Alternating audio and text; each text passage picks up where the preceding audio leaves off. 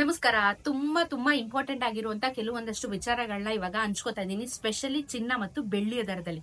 ಯಾಕೆ ಅಂತ ಅಂದ್ರೆ ನಾನು ಸಹ ನೆನೆ ಹೋಗಿ ಚಿನ್ನಕ್ಕೆ ಆರ್ಡರ್ ನ ಕೊಟ್ಟು ಬಂದಿದ್ದೀನಿ.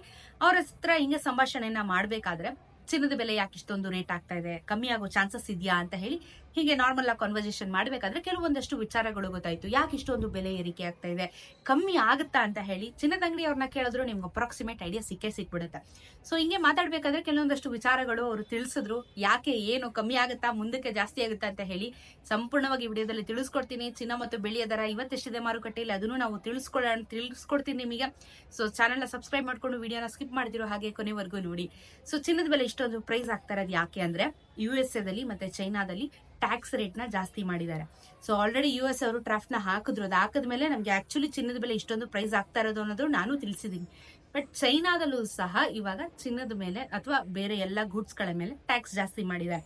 ಚೈನಾಗೂ ನಮ್ಗೂ ಏನ್ ಸಂಬಂಧ ಅಂದ್ರೆ ಚಿನ್ನ ಎಲ್ಲಿಂದ ಬೇಕಾದ್ರೂ ಬರ್ಬೋದು, ಇಲ್ಲಿಂದ ಇಂಪೋರ್ಟ್ ಆಗ್ಬೋದು, ಇಲ್ಲಿಂದ ಬೇಕಾದ್ರೂ ಎಕ್ಸ್ಪೋರ್ಟ್ ಆಗ್ಬೋದು.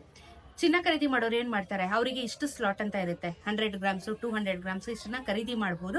ಅವ್ರು ಅದನ್ನ ಟ್ಯಾಕ್ಸ್ ಕಟ್ಟಬೇಕಾಗುತ್ತೆ. ಇವಾಗ ಚಿನ್ನದ ಅಂಗಡಿ ಇಟ್ಟಿರೋರು. ಸೊ ಇವ್ರಿಗೆ ಏನಾಗಿದೆ, ಈ ಸತಿ ಚಿನ್ನದ ಬೆಲೆ ಜಾಸ್ತಿ ಆಗಿರೋದ್ರಿಂದ ಇವ್ರುಗಳು ಸಹ ಚಿನ್ನನ ಇನ್ವೆಸ್ಟ್ ಮಾಡ್ತಾ ಇಲ್ವಂತೆ, ಅಂದ್ರೆ ಖರೀದಿ ಮಾಡ್ತಾ ಇಲ್ವಂತೆ.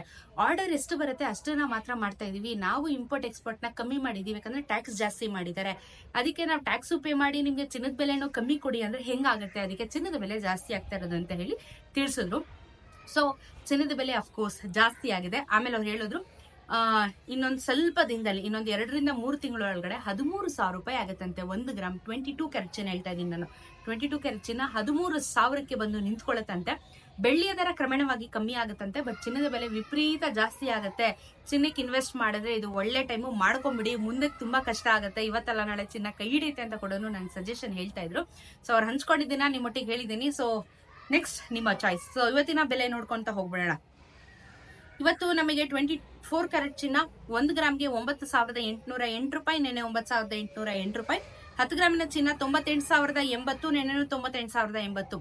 1 ಲಕ್ಷ ಹತ್ತತ್ರ ಬರ್ತಾ ಇದೀವಿ ಆಲ್ರೆಡಿ ನಾವು 10 ಗ್ರಾಮಿನ ಚಿನ್ನಕ್ಕೆ. 24 ಕ್ಯಾರೆಟ್ ಚಿನ್ನ 22 ಕ್ಯಾರೆಟ್ ಚಿನ್ನ 8,990, ನೆನೆ 8,990. 10 ಗ್ರಾಮಿನ ಚಿನ್ನ 89,900, ನೆನೆ 89,900. ನೆನ್ನೆಗೂ ಇವತ್ತಿಗೂ 22 ಮತ್ತೆ 24 ಅಲ್ಲಿ ಯಾವ್ದು ಚೇಂಜಸ್ ಆಗಿಲ್ಲ. ನಾನು ನೆನ್ನೆ ಚಿನ್ನ ಖರೀದಿ ಮಾಡ್ಬೇಕಾದ್ರೆ ಹಾಕಿದಾಗ ನನಗೆ ಮಾರ್ಕೆಟ್ ವ್ಯಾಲ್ಯೂ ಎಷ್ಟು ಕೊಟ್ಟರು ಅಂದ್ರೆ 8,800 ರೂಪಾಯಿ ಕೊಟ್ಟಿದ್ದಾರೆ. ಸೊ 10 ಗ್ರಾಮಿನ ಮೇಲೆ ಮಾಡಿಸ್ಕೊಂಡ್ರೆ 2 ಗ್ರಾಮ್ VSH ತೆಗಿತಾ ಇದ್ದಾರೆ, 2 ಗ್ರಾಮ್ VSH ತೆಗಿತಾ ಇದ್ದಾರೆ. ಅದ್ರ ಮೇಲೆ GST ಮತ್ತೆ ಲೇಬರ್ ಚಾರ್ಜ್ ಅಂತ ಹೇಳಿ 300 ರೂಪಾಯಿ ಚಾರ್ಜ್ ಮಾಡ್ತಾರೆ. ಸೊ ನೋಡ್ಕೊಳ್ಳಿ, ಪ್ರೈಸಸ್ ವೇರಿಯೇಷನ್ಸ್ ಇರ್ತವೆ. ಇಲ್ಲೊಂದು ಪ್ರೈಸ್ ಅಥವಾ ಅಲ್ಲಿಗೆ ಹೋದ್ಮೇಲೆ ಮತ್ತೆ ನೀವು GST ಆಮೇಲೆ ವೇಸ್ಟೇಜ್ 2 ಗ್ರಾಮ್ ತೆಗಿತಾರೆ ಅಂದ್ರೆ ಅಲ್ಲೊಂದು 16-15 ಸಾವಿರ ಹೋಯ್ತು ನಿಮಗೆ ಮತ್ತೆ. ಸೊ ಅದೆಲ್ಲ ಸಮಸ್ಯೆಗಳಿರ್ತವೆ. ನೀವು ಅಂಗಡಿಗೆ ಹೋಗಿ ವಿಚಾರ ಮಾಡಿದಾಗ ಇನ್ನೊಂದಷ್ಟು ಮಾಹಿತಿ ಗೊತ್ತಾಗುತ್ತೆ. ಐ ಮೀನ್ ನಿಮ್ಗೆ ಬೇಸ್ ಐಡಿಯಾ ನಾನು ಕೊಡ್ತೀನಿ, ನೀವು ಚಿನ್ನ ಖರೀದಿ ಮಾಡಕ್ ಹೋದಾಗ ಇನ್ನೊಂದು ಸ್ವಲ್ಪ ಪ್ರೈಸ್ ಜಾಸ್ತಿನೇ ಇರ್ಬೋದು. 18 ಕ್ಯಾರೆಟ್ ಚಿನ್ನ 7,356 ರೂಪಾಯಿ ಆಗಿದೆ, ನಾನು 7,356 ಇತ್ತು. 10 ಗ್ರಾಮಿನ ಚಿನ್ನ 73,560, ನಾನು 73,560. ಏನು ಬದಲಾವಣೆಗಳು ಆಗ್ಲಿಲ್ಲ ಆಕ್ಚುಲಿ ಚಿನ್ನದಲ್ಲಿ. ಸೊ ಮಾರ್ಕೆಟ್ ವ್ಯಾಲ್ಯೂ ಅಷ್ಟೇ ಇದೆ ನೆನ್ನೆನು ಇವತ್ತು. ಸೊ ಸೋಮವಾರ ಏನು ಬದಲಾವಣೆ ಆಗ್ಲಿಲ್ಲ. ಸೊ ಇದ್ರ ಜೊತೆಗೆ ಬೆಳ್ಳಿಯ ದರ ನೋಡೋಣ. ಬೆಳ್ಳಿಯ ದರ ಆಕ್ಚುಲಿ ಸಖತ್ತಾಗಿ ಡ್ರಾಪ್ ಔಟ್ ಆಗಿದೆ. 112-13 ರೂಪಾಯಲ್ಲಿ ಇದ್ದಿದ್ದಂತ ಬೆಳ್ಳಿ 99 ರುಪೀಸ್ಗೆ ಬಂದು ಕುತ್ಕೊಂಡಿದೆ. ಸೊ ಸಿಕ್ಕಾಪಟ್ಟೆ ಡ್ರಾಪ್ ಔಟ್ ಆಯ್ತು ಬೆಳ್ಳಿ. ಸೊ ಬೆಳ್ಳಿ ಖರೀದಿ ಮಾಡೋರು ಮಾಡ್ಬೋದು. ಆಕ್ಚುಲಿ ನಾನು ನಿನ್ನೆ ಸಹ ಬೆಳ್ಳಿ ತಗೊಂಡಿದ್ದೀನಿ. ಸೊ ಬೆಳ್ಳಿ ಪ್ರೈಸ್ ಕಮ್ಮಿ ಆಗಿದೆ, 99 ರುಪೀಸ್ ಆಗಿದೆ 1 ಗ್ರಾಮಿನ ಬೆಳ್ಳಿ.